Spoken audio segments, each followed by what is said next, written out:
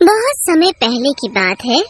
एक बार एक जंगल के पास और जब भी उसे किसी चीज की जरूरत होती तो वो नारियल के पेड़ के पास पहुंच जाता और जादुई बच्ची उसकी मदद कर देती। उस गांव में एक पुराना टूटा फूटा महल था। उस महल में एक चुड़ैल रहती थी। रोज रात को गांव वालों को उसके रोने की आवाजें सुनाई देती थी। रोते हुए वो किसी का नाम लेके पुकारती थी। तभी उन्हें कुछ आवाज सुनाई देती है। अरे राघव, तुमने कुछ सुना क्या? ये कैसी आवाजें आ रही है? हाँ भाई, किसी के रोने की आवाजें लगती है।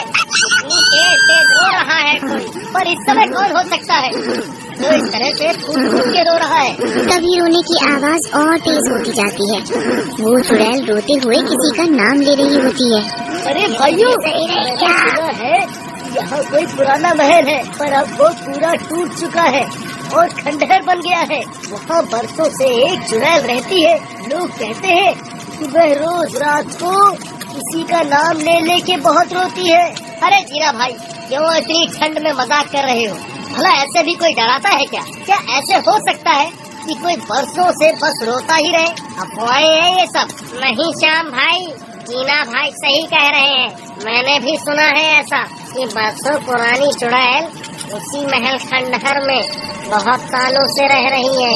अरे भाइयों, मुझे तो बहुत डर लग रहा है। मेरी ठंड तो चुड़ैल का नाम सुन के ही भाग गई। मैं अब और नहीं रुक सकता यहाँ। मैं तो चला अपने घर। ये कहकर श्याम डरते डरते अपने घर की तरफ जाने लगता है। कुछ ही देर में वो अपने घर पहुँच जाता है।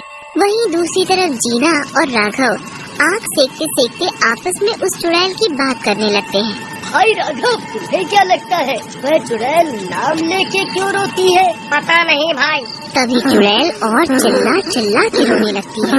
अरे भाई, अब तो मुझे भी डर लग रहा है। भाई, मैं तो घर जा रहा हूँ। अब मेरी मानो तो तुम भी चलो अब घर। हाँ भाई, मुझे भी डर लग रहा है। चलो, मैं भी तुम्हारे साथ ही निकल चलता हूँ। फिर वो दोनों गांव वाले साथ में घर की ओर चल देते हैं। फिर अगली सुबह होने पर, अरे सुनीता, तुझे पता है कल मेरे पति श्याम ने मुझे बताया कि उन्होंने उस चुड़ैल की चीख पुकार सुनी। वो बड़ी तेज तेज रो के किसी का नाम ले रही थी। अरे बहन, मुझे तो डर लग रहा है कहीं वो चुड़ैल हमारे गांव पर ना हमला कर दे। हाँ बहन, मुझे भी डर लग रहा है। और मेरे पति तो उस महल के पास से जो जंगलों में से शहर की तरफ रास्ता गया है ना, उसी रास्ते से अक्सर शहर जाते हैं। बहन, तुम श्याम भैया को मना कर देना कि देर रात बाहर ना रुके, रात होने से पहले घर आ जाया करे। ये कहकर सुनीता और विमला अपने अपने घर की ओर चल देती हैं। अरे विमला, सुनो, मुझे व्यापार के काम से बाहर जाना है आज। शायद आने में थोड़ी देर हो जाएगी। तुम समय से खाना खा लेना। हाँ जी ठीक है, पर आप रात होने से पहले घर जरूर आ जाना। मैं कोशिश करूँगा जल्दी से जल्दी लौटने की। ये कहकर श्याम शहर की तरफ निकल जाता है। फिर शाम होने पर, अरे शाम हो गई, मुझे रात होने से पहले घर पहुंचना होगा, वरना रात होते ही वो चुड़ैल रोना शुरू कर देगी। खुद से बातें करता हुआ श्याम जंगल के रास्ते अपने गांव की तरफ आने लगता है। तभी अंधेरा हो जाता है। अरे नहीं, ये क्या हो गया? अभी तो मैं आधे रास्ते ही पहुंचा हूँ। मैं बीच जंगल में अकेला हूँ। कैसे भी करके मुझे उसकी चीख पुकार शुरू होने से पहले ही घर पहुंचना होगा। ये कहकर श्याम जल्दी जल्दी चलने लगता है। वो कुछ ही दूर पहुंचता है, तभी चुड़ैल का रोना शुरू हो जाता है। श्याम बहुत डर जाता है। वो डर के मारे कांपने लगता है और डरता हुआ अपना बचा हुआ रास्ता तय करने लगता है। चुड़ैल को श्याम के पैरों की आहट सुनाई देती है। कोई मेरी चीख पुकार सुन के आया है। ये व्यक्ति मेरी मदद जरूर करेगा। वो उड़ती हुई जाती है और श्याम के सामने खड़ी हो जाती है। ये तो चुड़ैल लगती है। अरे मैं मर गया। कोई मुझे बचाओ इस चुड़ैल से, ये मुझे मार डालेगी। ए गाँव वाले, कहाँ जा रहा है? कब से मैं इसी दिन का इंतजार कर रही थी कि कोई इस रास्ते से रात को गुजरे तो मैं उससे मदद की गुहार करूं। मेरी मदद कर, नहीं तो मैं जिंदा नहीं छोड़ूंगी। अरे चुड़ैल जी, मैंने आपका क्या बिगाड़ा है? मुझे जाने दो। मुझे तेरी मदद चाहिए अपने गुनाहगार को सजा देने के लिए। श्याम बहुत डरा हुआ होता है, पर क्योंकि चुड़ैल ने अभी तक उसे कोई नुकसान नहीं पहुंचाया होता, इसलिए उसे वो चुड़ैल बुरी नहीं लगती और वो उससे पूछने लगता है, आपको किसी की क्या जरूरत? आप तो खुद ही सर्वशक्तिशाली हो, आपका कोई कैसे कुछ बिगाड़ सकता है भला? मेरे साथ धोखा हुआ था, जिसकी वजह से मुझे अपनी जान से हाथ धोना पड़ा और मैं चुड़ैल बन गई। ऐसा क्या हुआ था आपके साथ चुड़ैल जी? बहुत वर्षों पहले मैं भी आपकी तरह आम इंसान ही थी। मेरी नई शादी हुई थी, पर मेरे माँ बाप बहुत गरीब थे, इसलिए वे दहेज में कुछ दे नहीं पाए थे। इसलिए मेरे पति लोकेश नाराज रहते थे। आगे क्या हुआ?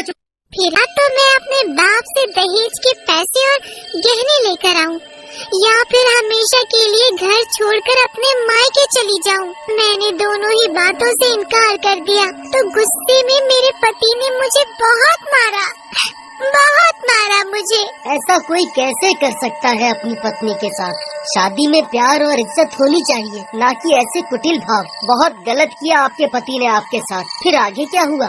अगले दिन फिर यही बातें हुई और मैंने फिर से जाने से मना कर दिया, तो मेरे पति और मेरी सास ने मिलकर मुझे बहुत पीटा और पीटते पीटते मेरी जान ले ली।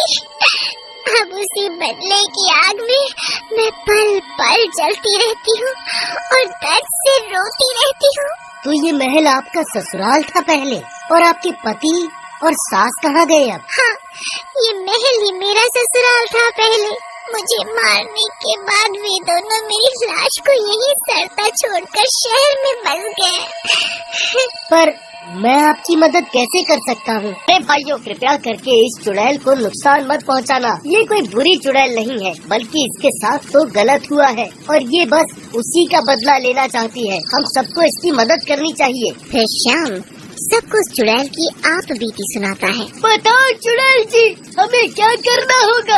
आप लोग बस मेरे पति की तरह शहर से इस महल में आओ, बाकी मैं खुद देख लूंगी। ठीक है, हम कल ही आपका काम शुरू करेंगे। इतना कहकर वे सब अपने अपने घर चले जाते हैं। मैं वापस आ गई हूँ।